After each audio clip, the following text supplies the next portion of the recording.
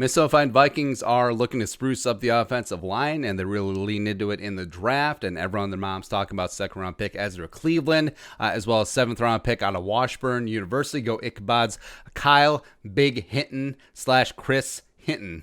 Nailed it. But also rookie Blake Brandel, sixth-round pick coming out of Oregon State. And we've been hearing, since, of course, fans can't be at training camp and the media has limited access here, we've been hearing that Brandel is, quote, ahead of the curve, which is great. And remember, Brandel was one of the first Vikings players to be put on the COVID-19 reserve list. He's also the first one to come back in 4 days, which is looking good for him, as well as he's been working both at left tackle and right tackle, mainly on the third team, which is, of course, going to happen with rookies, but over the course of the next couple weeks, could be working his way up to the east side, finally get himself a slice of the pie. I think that he's probably a damn good favorite to be making the 53-man roster this year, and maybe could be something even more. So I'm frankly pretty excited about Blake Brandel because it was so easy this year with 15 friggin' draft picks as well as 12 UDFAs. A number of them probably should have been draft picks, and Neville Clark as well as Courtney Davis.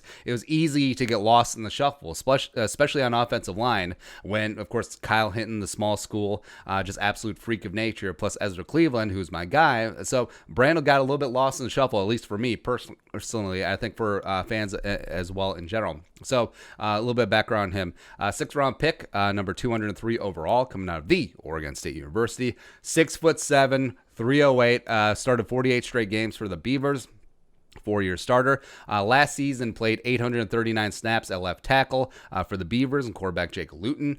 Posted a PFF grade of 90.0, a pass blocking grade of 93.1, as he only gave up 5 pressures and one sacco the entire season. And of course, Oregon State, you look at the schedule throughout the years, they had a trip to the Horseshoe, played Ohio State, so he got to square off against Bosa. And Blake Brandel's had his dance card full, especially dealing with all those pass rushers in the Pac-12, and he's looked damn good. And frankly, a little bit surprising that he fell. He was second team All Pac-12 in 2019. He's a multi-time honorable mention Pac-12 All Academic Team, as well as a team captain. But I think one of the reasons that he fell is that I think he is going to be shoehorned specifically to a very heavy outside zone team in the run game, as well as I don't know if his size will necessarily translate inside. It's a lot of the same concerns that we have in Ezra Cleveland. Is he too tall?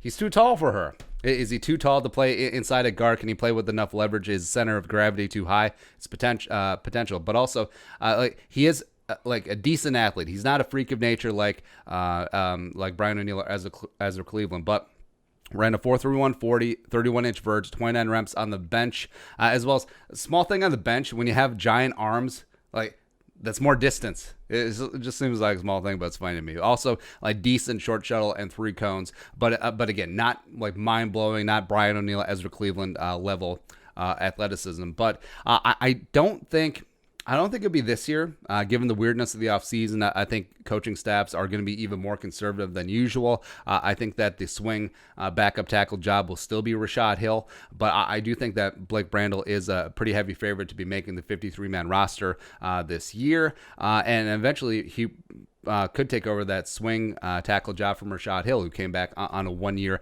minimal deal. And we'll play a hypothetical game. Say that Ezra Cleveland makes into the starting lineup at one of the guard spots and is actually doing well. He's really thriving there. And the Vikings seem very confident with him at guard. And specifically, if he's at right guard, then you have Ezra Cleveland at right guard, you got Brian O'Neill at right tackle. That's the most athletic side of an offensive line in NFL history, dare I say. There you go. All right, so we got the Bash brothers on the right side. So now you still have that issue. What's going to happen at left tackle? Well, Blake Brandel still continues to develop, and they're comfortable with him as the swing backup. And eventually they do move on from Riley Reif. Maybe the juice eventually is not worth the squeeze with his contract versus level of production / leadership. And then eventually, hey, you know what? We're not moving O'Neill. He's firmly entrenched at right tackle. Ezra Cleveland's kicking some ass at right guard. So now, hey, Blake Brandel, the guy who played primarily left tackle all 4 years as a 4-year starter in the Pac-12 at Oregon State. Hey, that guy.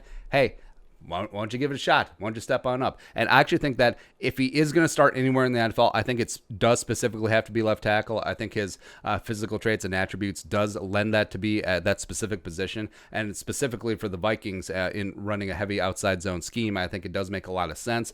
But I'm glad that we're hearing really good things about Brandel. I think that his pass sets, if you look at some of the film, like, it does remind me a lot of, like, you look at Trey Pipkins from last year coming out of Sioux Falls, where even though Pipkin played at a lower level of football than Brandel, obviously, but just comfort and pass sets. Like, you'll see a lot of tackles, like Mekhi Becton is one of them this year, the physical freak coming out of Louisville, ended up being a first-round pick by the Jets, is that they sort of panic. Like, there's not really a smoothness. It is part of getting reps. It's part of confidence as well, and it's part of just the soft skills that it takes to be a quality offensive lineman, and specifically a left tackle in this league, where Brandel, if you look at it, he looks really smooth. He looks good. Like, the moment is not too big for him. He's gone up against top flight talent in the college game before, and now he gets to grind every single day against Daniil Hunter, against Afadio Denebo, against DJ Wanham, against James Lynch. He's going to bring it. It's going to be really good. So I'm pleasantly surprised, and also starting to get a little bit hyped about Blake Brandel. Maybe he eventually does become a starter on the Vikings. Maybe he is the left tackle of the future if Cleveland stays inside. It's pretty crazy. But man, some early returns looking good on the 6th-round pick. Beaver, Oregon State. All right, your thoughts. Blake Brandel, ahead of the curve. Let us know in the comment section below. Subscribe for daily Viking Stakes. Want to support that work? Pull us on the Venmo. But until next time, Skull, production value.